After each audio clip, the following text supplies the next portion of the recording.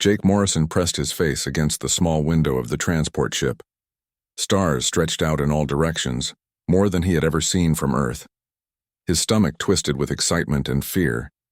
In just a few hours, he would arrive at the Galactic Youth Exchange Station.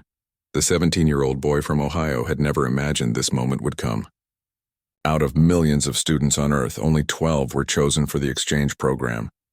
Jake still couldn't believe his name had been called. His grades were good, but not perfect. His athletic skills were average. He wasn't the smartest or the strongest kid in his school. But here he was, flying through space to meet alien teenagers from across the galaxy. Jake looked down at his worn backpack on the seat beside him. Inside were photos of his family, a baseball from his little league team, and his father's old toolkit. His dad had been a mechanic before he died in a car accident 3 years ago. Jake had learned to fix things by watching him work in their garage. Maybe the aliens will think human tools are interesting, Jake had told his mom before leaving. She had cried and hugged him tight, making him promise to call every week. The transport ship shuddered as it slowed down. Through the window, Jake saw the exchange station for the first time. It was huge, bigger than any building on Earth. The station looked like a giant wheel spinning slowly in space. Lights twinkled along its surface like stars. "Welcome to Kepler Station," announced the ship's computer in a flat voice. "Please prepare for docking." Jake's hands shook as he gathered his things. He had studied about the other alien species for months, but reading about them was different from meeting them in person. What if they didn't like humans? What if he said something wrong? The docking tube connected with a loud clang. Jake followed the other passengers off the ship and into the station. The hallway was much bigger than he expected. The ceiling stretched high above his head, designed to fit aliens much larger than humans. At the entrance, a tall blue alien with 4 arms checked Jake's identification card. Her voice sounded like music when she spoke. "Welcome, human Jake Morrison. You are assigned to Living Section 7, Room 143. Your orientation begins in 1 hour." Jake thanked her and followed the signs through the station. The hallways were full of alien teenagers from dozens of different worlds. Some looked almost human, while others were completely strange. He saw a group of green aliens with tentacles instead of arms. 3 cat-like creatures walked by on their back legs, talking in high-pitched voices. A few aliens stared at Jake as he passed. He tried to smile and nod, but most looked away quickly. He wondered if they knew about humans, or if Earth was just another unknown planet to them. Jake found his room and pressed his hand against the door scanner. The door slid open with a soft hiss. Inside was a simple bedroom with a bed, desk, and storage unit. Everything was made of the same gray metal as the station walls. He unpacked his few belongings and sat on the bed. Through his small window, he could see part of the station's central hub. Aliens of all shapes and sizes moved through the area below. Jake had never felt so far from home. A chime sounded from the wall speaker. "All new arrivals report to orientation hall in 15 minutes. Jake grabbed his information tablet and headed out. He followed a group of other aliens down several hallways to a massive room filled with floating seats. The seats adjusted automatically as different aliens sat down. Jake's seat was normal size, but the one next to him stretched to fit a creature that looked like a walking tree. "Welcome to the Galactic Youth Exchange," said a silver alien standing at the front of the room. "You represent 47 different worlds and species. For the next 6 months, you will live, learn, and grow together." The alien explained the station rules and daily schedule. There would be classes in the morning, training in the afternoon, and free time in the evening. Each student was expected to share knowledge about their home world and learn about others. As the orientation ended, Jake stood up to leave. That's when he bumped into something very large and very solid. "Watch where you're going," growled a deep voice above him. Jake looked up and up. The alien towering over him had to be 8 feet tall. His skin looked like dark green scales that seemed to shift and change color. His arms were thick with muscle and his fingers ended in sharp claws. When he opened his mouth to speak, Jake saw rows of pointed teeth. "Sorry," Jake said quickly, stepping back. "I didn't see you there." The alien's scales turned bright red. His yellow eyes narrowed as he looked down at Jake. "What are you supposed to be, little thing?" "I'm human. From Earth." The alien laughed, a sound like rocks grinding together. Human? I've heard of your kind. Weak little creatures with no claws, no armor, no real strength. What are you doing here with real predators? Other aliens had stopped to watch. Jake felt his face turn red. He wanted to say something back, but the alien was so much bigger and stronger. His claws looked like they could cut through metal. My name is Zexthul, the alien continued, his scales now pulsing with different colors. I am Vorthak. We are hunters, warriors, the strongest species in this sector. And you?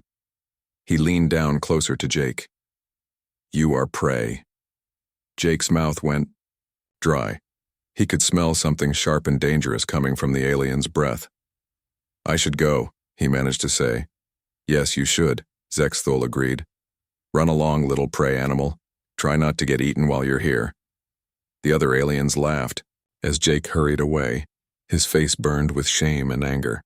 Back in his room, he sat on his bed and stared at the wall. Maybe coming here had been a mistake. Maybe humans really didn't belong among these powerful alien species.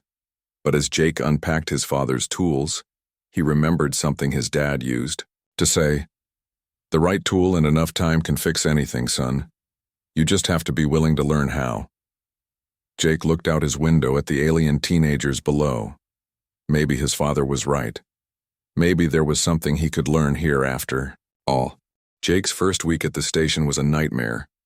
Every morning he hoped things would get better. Every night he went to bed feeling worse than before. Zexthul seemed to be everywhere Jake went. In the dining hall, the big alien would walk past Jake's table and knock over his drink. In the hallways, he would bump into Jake hard enough to send him stumbling into the wall. Other aliens watched but said nothing. Nobody wanted to anger a Vorthak. The worst part was combat training. All students had to learn basic fighting skills as part of the program. The training room had soft floors and walls to prevent serious injuries. Students wore protective gear and used practice weapons that couldn't cause real harm. But Zexthul found ways to hurt Jake anyway. Pair up for sparring practice, called out Instructor Vex, a purple alien with tentacles for arms. Remember, this is about learning, not winning. Jake always hoped he would be paired with someone smaller and friendlier, but Zexthul made sure that never happened. I'll take the human, Zexthul announced every time, his scales turning bright orange with excitement. Someone needs to show it how real fighting works. The practice weapons were designed to sting when they hit, not to cause damage. But when Zexthul swung his practice sword, it felt like being hit with a metal bar. Jake would end up on the ground gasping for air, while Zexthul stood over him. Get up, prey, Zexthul would say loud enough for everyone to hear. Humans are supposed to be tough, aren't they? Jake would struggle to his feet, pick up his weapon, and try again, but it was hopeless. Zexthul was bigger, stronger, and faster. He had been training to fight since he was a child. His people were born warriors. After each training session, Jake had to visit the medical center. The alien doctor, a kind creature that looked like a walking mushroom, would heal his bruises and check for serious injuries. You should report this to the instructors, the doctor said one day, as she ran a healing device over Jake's ribs. This is beyond normal training. It won't help, Jake replied. Zexthul never breaks any rules, he's just really good at making it look like an accident. The doctor's mushroom cap changed color, which Jake had learned meant she was worried. Your species is new here. Perhaps you should consider requesting a transfer to easier classes. Jake shook his head. I'm not giving up. But privately, he wondered how much more he could take. The psychological warfare was even worse than the physical beatings. Zexthul had a talent for making Jake feel small and worthless. During academic classes, he would make comments just loud, enough for Jake to hear. Humans think they're smart, but they only learned to use fire yesterday. I heard human children are afraid of the dark. No wonder they're so weak. Earth must be a very safe planet if this is what they consider brave. Other students began to avoid Jake. He couldn't blame them. Being near him meant risking Zexthul's attention, and nobody wanted that. Jake ate his meals alone, studied alone, and spent his free time alone in his room. He called his mother every week as promised, but he never told her what was really happening. She had enough to worry about without knowing her son was being bullied by an alien 3 times his size. "How are you doing, honey?" his mother would ask, her face filling the video screen. "Fine, Mom. Learning a lot about different alien cultures." "Are you making friends?" Jake would force a smile. "Yeah, everyone's really interesting here." It wasn't completely a lie. Jake was learning about alien cultures, just not in the way he had expected, and the other students were interesting, even if they were too scared to talk to him. 3 weeks into his stay, Jake met 2 other human students. Lin Chen was a quiet girl from the Mars colonies who was studying alien languages. Marcus Johnson was from the moon base and specialized in technology. They found each other in the station's library, all looking miserable. "Let me guess," Marcus said when he saw Jake. "Zexthal?" Jake nodded. "You too?" "He broke my tablet yesterday," Lin said quietly. "Called it an accident, but I saw him smile when he did it." "He's been messing with my research projects," Marcus added. "Every time I'm close to a breakthrough, something goes wrong with my equipment." The 3 humans sat together in the library, finally able to talk to someone who understood. It felt good to know he wasn't alone, but it also made Jake angry. Zexthal wasn't just picking on him, he was targeting all the humans. "We should stick together," Jake said. "Maybe if we help each other, things will get better." Lin and Marcus agreed. From that day on, they ate meals together and studied as a group. It didn't stop Zexthal's attacks, but it made them easier to bear. Jake started spending more time in the library. At first, he was just trying to avoid Zexthal, but soon he found himself reading everything he could about Vorthak culture and biology. He learned about their homeworld, their history, their social structure. He discovered that Vorthak society was built on dominance and submission. The strongest led, and everyone else followed. They respected only power and feared showing weakness. To them, Jake's refusal to fight back probably looked like cowardice. But Jake also learned something interesting. Vorthak had very rigid thinking patterns.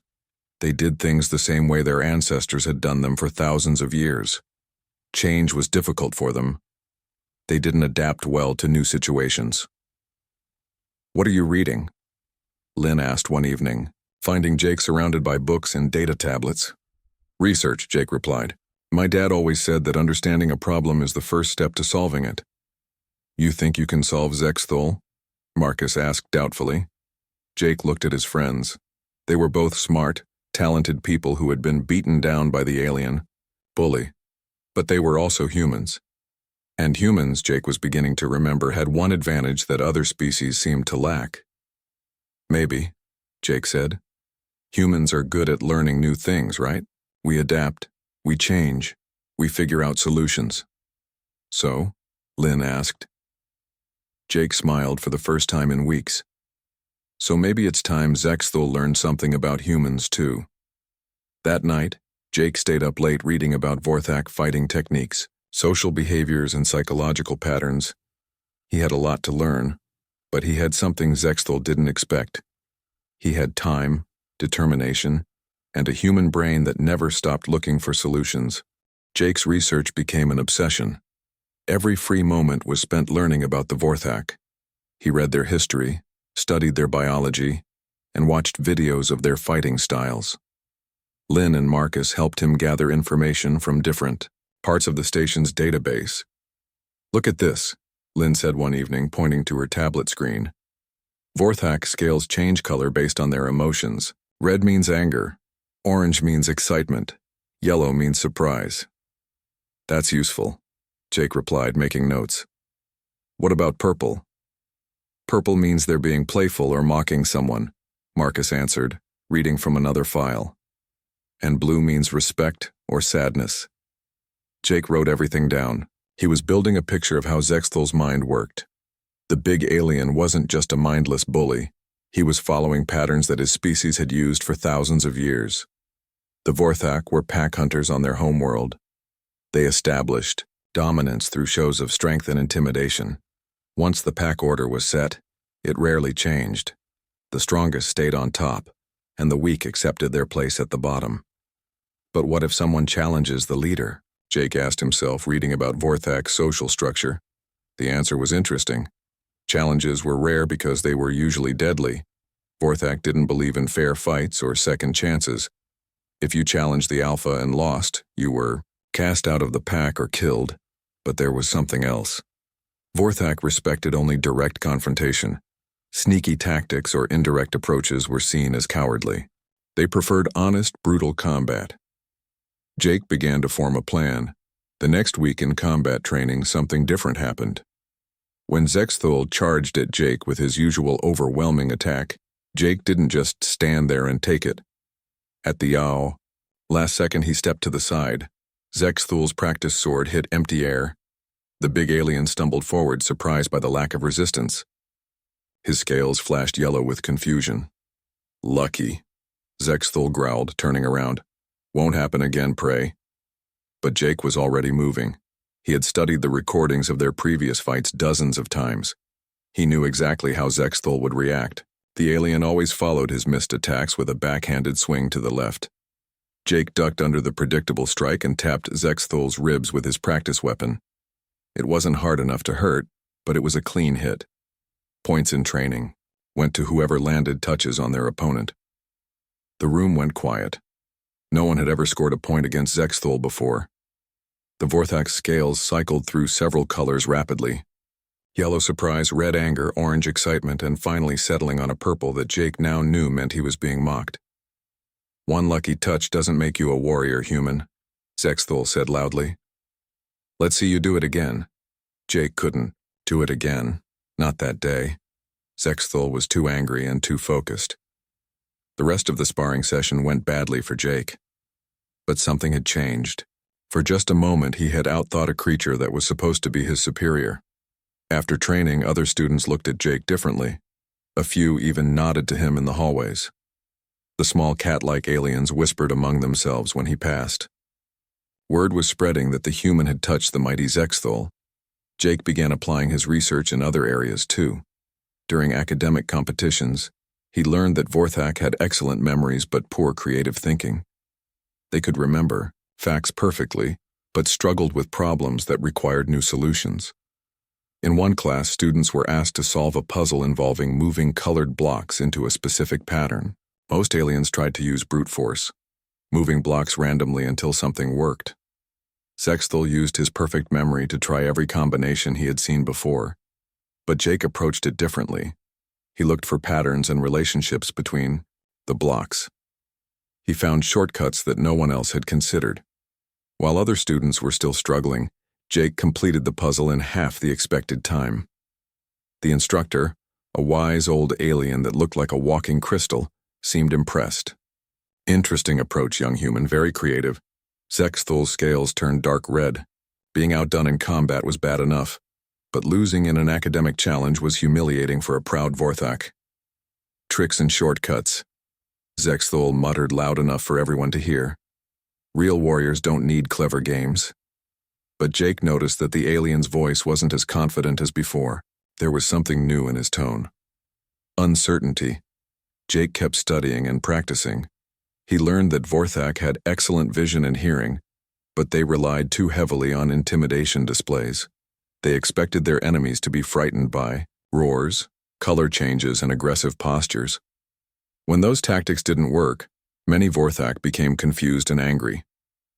In the training room, Jake began staying calm no matter what Zexthul did. When the alien roared and flashed his scales, Jake's heartbeat stayed steady.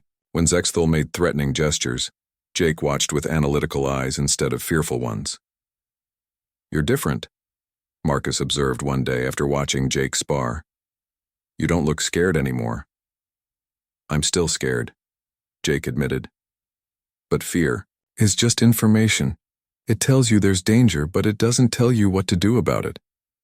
Lynn looked up from her language studies. "Where did you learn that?" "My dad. He used to work on dangerous machines. He said fear keeps you alive, but panic gets you killed." Jake's growing confidence had an unexpected effect on other students. The small cat aliens started sitting closer to the humans during meals. A group of peaceful plant-like beings began asking Jake for help with their combat training. Even some of the more aggressive species watched him with what looked like respect, but the most important change was in Zexthul himself. The Vorthak was still dangerous, still bigger and stronger than Jake, but his attacks in training became sloppier, more frustrated. His intimidation displays seemed forced rather than natural. Jake realized that Zexthul's entire identity was built on being the top predator. Every challenge to that position made him weaker, not stronger. The other species expected him to dominate, completely. Anything less than total victory was seen as failure. He's trapped, Jake told his friends one evening. His whole culture tells him he has to be the strongest, the most feared. But what happens when someone stops being afraid? He gets desperate, Lynn said thoughtfully. Desperate people make mistakes, Marcus added. Jake nodded. He was beginning to understand something important about predators and prey. The relationship only worked when both sides played their expected roles. If the prey stopped running, stopped cowering, stopped accepting its place at the bottom, the whole system fell apart. That night, Jake made a decision. He had learned everything he could about Vorthak fighting styles, psychology, and culture. He had practiced and studied until his eyes burned. He had grown stronger and more confident with each passing day. It was time to stop being prey. Tomorrow, he would challenge Zexthul directly. Not in the practice ring where rules protected him, but in front of the entire station. He would use everything he had learned about himself, about humans, and about the alien who had made his life miserable. Jake fell asleep that night with his father's words echoing in his mind. The right tool and enough time can fix anything, son. He had found his tools. Now it was time to use them. The announcement came during breakfast. Every year the station held a combat tournament. Students from all species could enter to test their skills against each other. The winner received honor for their species and respect from everyone on. The station daughter Zexthul had won the tournament for the past 2 years. No one expected this year to be different. Jake stood up from his table and walked to the registration booth. The room went quiet as he pressed his hand against the sign-up scanner. Jake Morrison, human, registered for combat tournament. The computer announced in its flat voice. Conversation stopped all around the dining hall. Aliens stared at Jake with wide eyes. A few made worried clicking sounds. The peaceful plant being swayed nervously. From across the room, Zexthul's booming laugh echoed off the walls. His scales flashed bright purple with amusement. The little prey wants to play warrior, Zexthul called out, loud enough for everyone to hear. This should be entertaining. Jake didn't respond. He simply walked back to his table where Lynn and Marcus were waiting with worried expressions.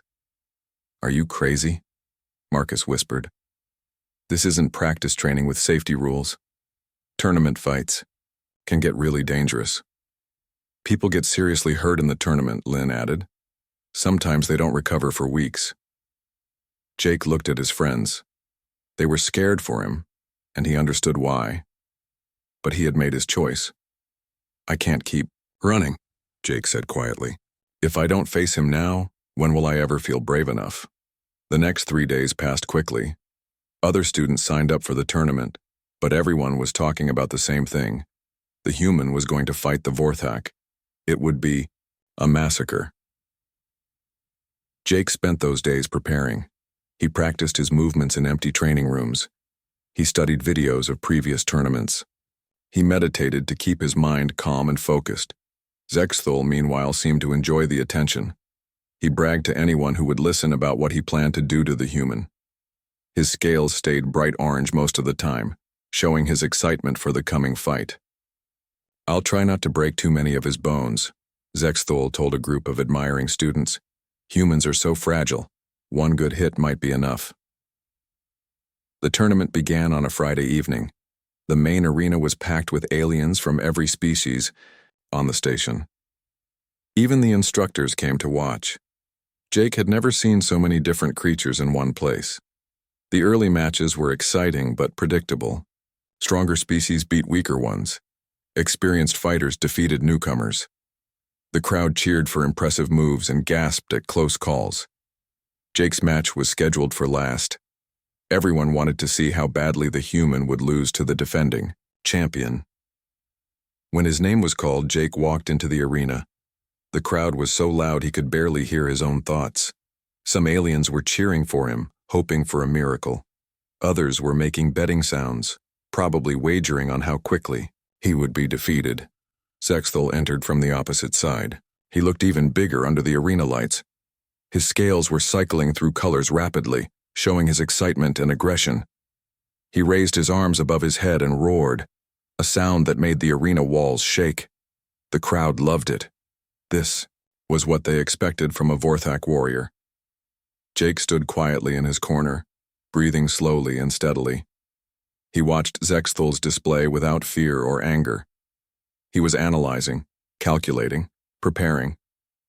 "Fighters, approach the center," called the referee, a neutral alien that looked like a floating jellyfish. Jake and Zexthal walked toward each other. The Vorthak towered over the human, his claws gleaming under the lights.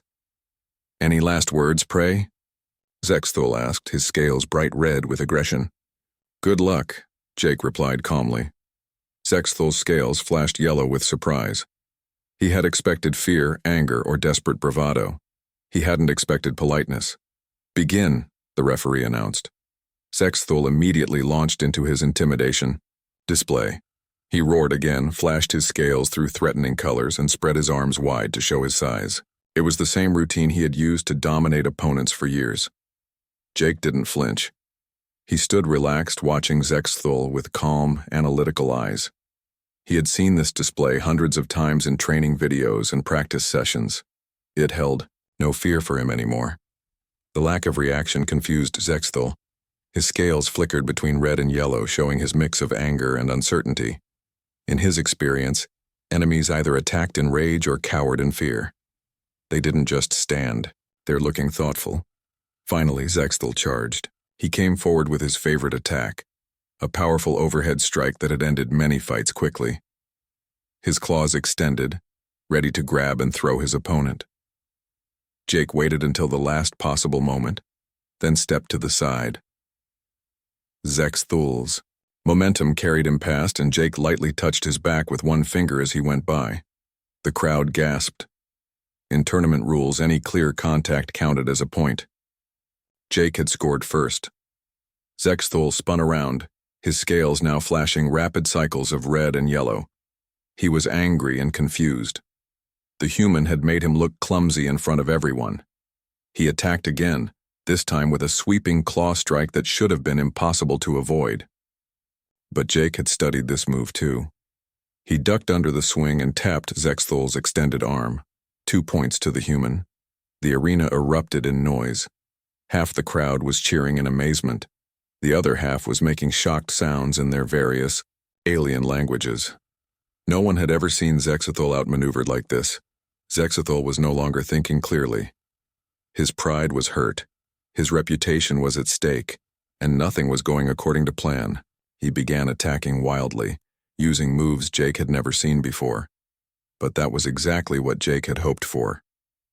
Zexthal's trained fighting patterns were dangerous and effective. His wild, emotional attacks were sloppy and predictable.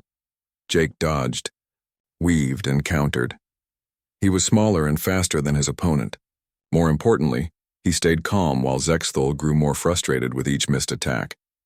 The Vorthak's scales were cycling through colors so rapidly they looked like a broken rainbow. His breathing was heavy, and sweat was making his scales slippery. Jake, meanwhile, was barely breathing hard. He had trained for endurance as much as technique.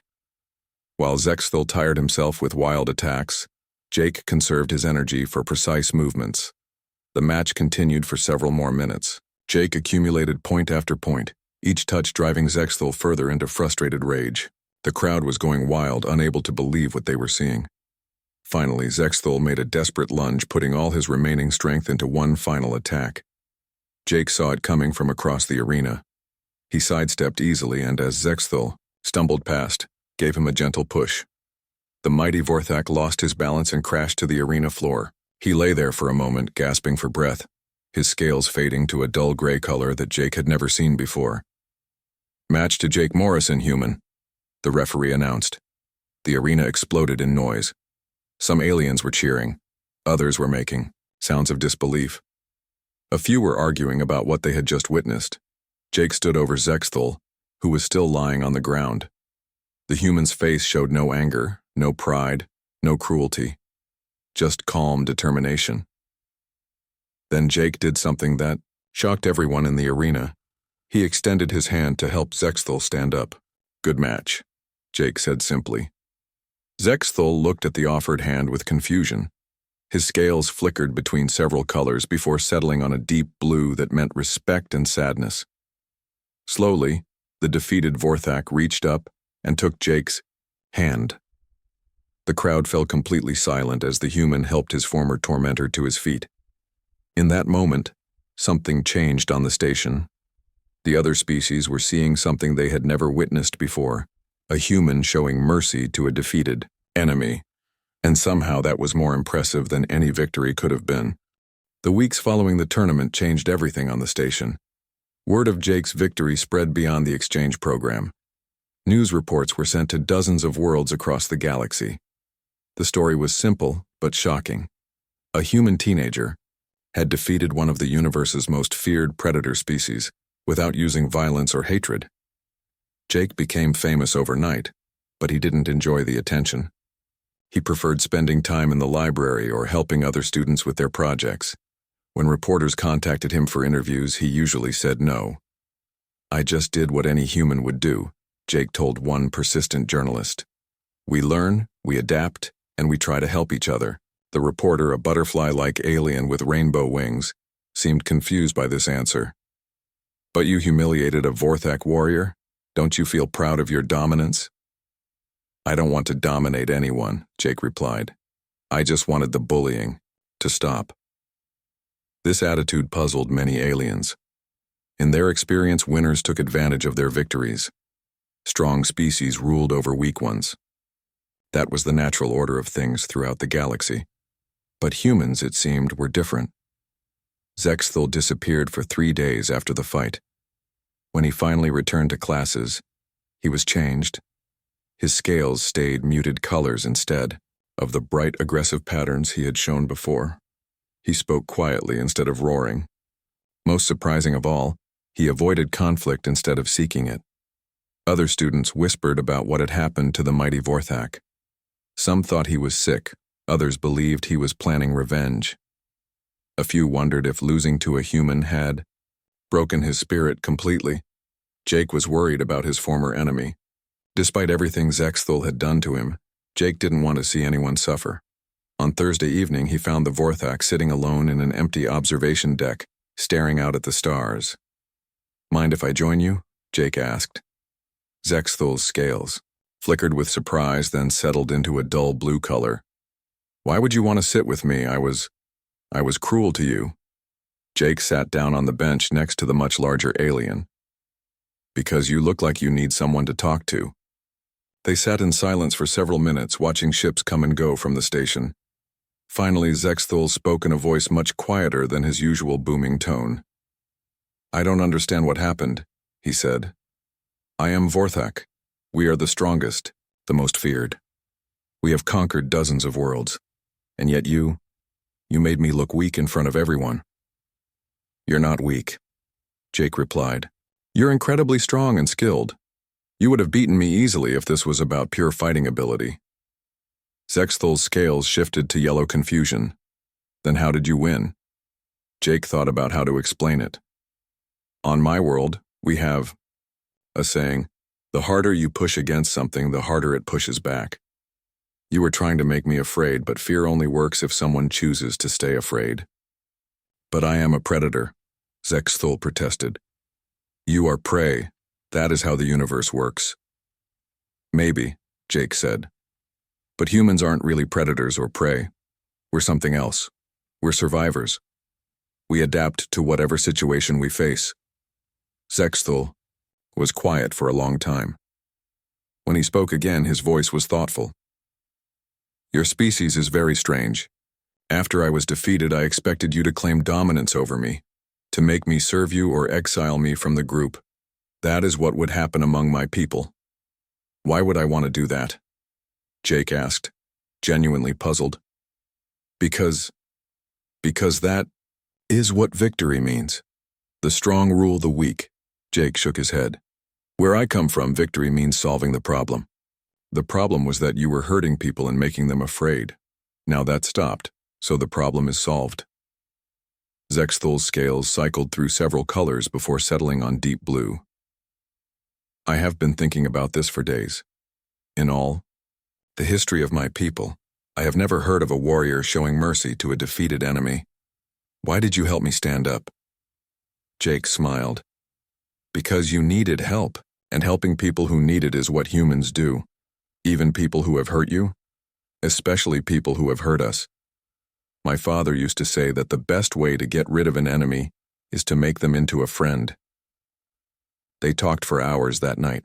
Zexthal told Jake about Vorthak culture, about the pressure to always be the strongest, about how terrifying it was to show any sign of weakness. Jake shared stories about Earth, about human history, about how his species had learned to work together instead of always fighting. We used to fight each other all the time, Jake explained. Wars, conflicts, competitions, but we learned that we accomplish more when we cooperate than when we compete. This is not possible, Zexthal said, but his tone suggested he wanted to believe it. It's not easy, Jake admitted. We still argue and disagree about things, but we've learned that our differences make us stronger, not weaker. From that night on, Zexthal began to change. He started asking questions instead of making threats. He helped smaller students instead of intimidating them. He even began studying human culture and philosophy. Other aliens noticed the change. If a human could transform the most aggressive predator on the station into something resembling a friend, what else might be possible? Students began approaching Jake with their own problems. The cat-like aliens asked for help resolving conflicts in their group. The plant beings wanted advice on dealing with species that frightened them. Even some of the more aggressive aliens began to reconsider their approach to leadership. Jake found himself becoming an unofficial counselor and mediator. He helped students understand each other, resolve disputes, and find common ground. Linny and Marcus assisted him, and together the three humans began changing the social atmosphere of the entire station. Instructors noticed that fights between students decreased dramatically. Academic collaboration increased. Species that had never worked together before began forming study groups and research teams. What is happening here? Asked Instructor Vex during a staff meeting. Student conflicts are down 80% from last semester. It's the humans, replied the mushroom-like medical officer. They're teaching the others new ways to solve problems. The crystal instructor who had praised Jake's puzzle-solving abilities nodded thoughtfully. Their species appears to have unusual social adaptability. They don't just learn facts quickly, they learn new ways of thinking. As Jake's final month on the station approached, he realized how much he had changed too. He was no longer the scared, uncertain boy who had arrived 6 months ago. He had learned about dozens of alien cultures, made friends across multiple species, and discovered strengths he didn't know he possessed. But most importantly, he had learned that being human meant something special in the galaxy. Not because humans were the strongest or the smartest or the most technologically advanced, but because they had something rare and valuable, the ability to turn enemies into friends, to see potential instead of just problems, and to choose cooperation over domination. On his last day, hundreds of aliens gathered to see him off. Zexthal was there, his scales showing the deep blue of respect and sadness. Thank you, the Vorthak said quietly. You showed me that there are many ways to be strong. Jake smiled and shook his former enemy's clawed hand. You showed me that anyone can change if they want to. As Jake's transport ship pulled away from the station, he looked back at the spinning wheel of metal and lights where he had learned so much. The scared boy who had arrived was gone. In his place was someone who understood what it truly meant to be human. Back on the station, news was already spreading to other worlds. The story of the human who had defeated a Vorthak warrior with kindness instead of violence was becoming a legend. But more than that, it was becoming an inspiration. For the first time in galactic history, Species across the universe were asking the same question. What can we learn from these humans? And in that question lay the seeds of something that had never existed before in the galaxy, the possibility of real peace.